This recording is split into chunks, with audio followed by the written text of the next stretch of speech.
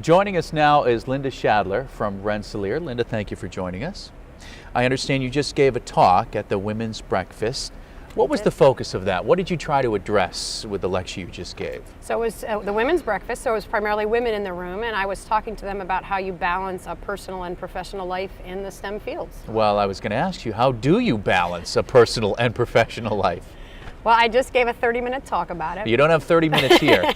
I think that what I tried to message was that it takes some forethought and some planning and some identifying of priorities and values, and then you can make your decisions about how much you're going to focus on your career versus your home life around that value system.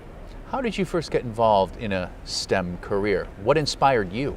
My father was a metallurgist at General Electric and my mother was a biology professor. So I always say I really didn't have much choice. On vacation we went fossil hunting and plant identification classes and things like that. What are some of the challenges you see for women who are looking to get into the STEM field? I think the challenges that women face once they get through their undergraduate degree are very similar to what young men are facing in terms of finding a way to progress your career and still focus on your family and your other activities that you're interested in. But there is an added challenge. If you look at some of the studies recently, they show that if you take a CV, for example, that has Stephen at the top versus Stephanie on the top, that Stephen is evaluated more highly than Stephanie, even though all you've done is change the name. So in addition to having to find that balance, they actually need to do more to get the same level of evaluation. Well, what are some of the strategies that you tell women to employ to find that balance?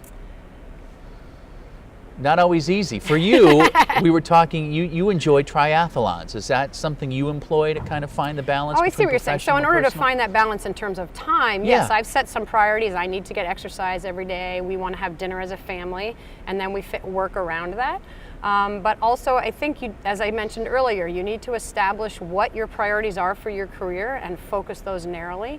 I gave strategies about understanding the consequences of your priorities on your career. You can't be a CEO and head of the PTO at the same time, so you need to be willing to recognize that. So I also talked a little bit about saying no to things that don't fit your priorities. So sometimes your boss wants you to do something that doesn't fit the priorities, it's not necessary for your career development. You need to find polite ways to say no, and yet be willing to still take on chores that are not necessarily your favorite, but perhaps do at least align with your priorities in your career. Do you think it's more of a challenge for women saying no, knowing when to draw the line, or trying to do it all? I don't know whether it's more of a challenge for men than for women, but it's important for both to be able to do, and so that's just a strategy I try to teach them. Are we doing enough, do you think, to encourage women to get into the STEM field?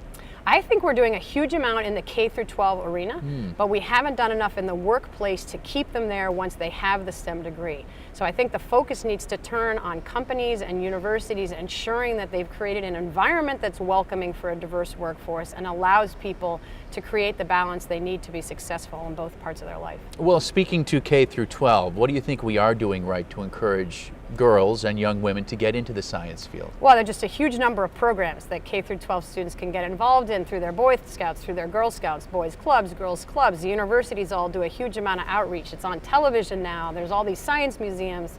I think the messaging to K through 12 is much better anyway than it used to be.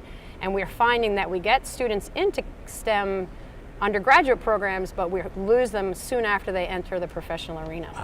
And what's your perception now being a professional? Is there still an imbalance? Do you still see more men in the field than women? Absolutely. Hugely more men than women, and the higher you go up in rank, the more that discrepancy is observed. And speaking of discrepancy, how long do you think it's going to take before we see a parity, an even representation between men and women in the science field? I cannot make that prediction. I won't make that That's prediction. The million-dollar question. That's the million-dollar question. But I think until the country and the industrial enterprises recognizes truly in their hearts the value of a diverse workforce, we won't make as much progress as we need to.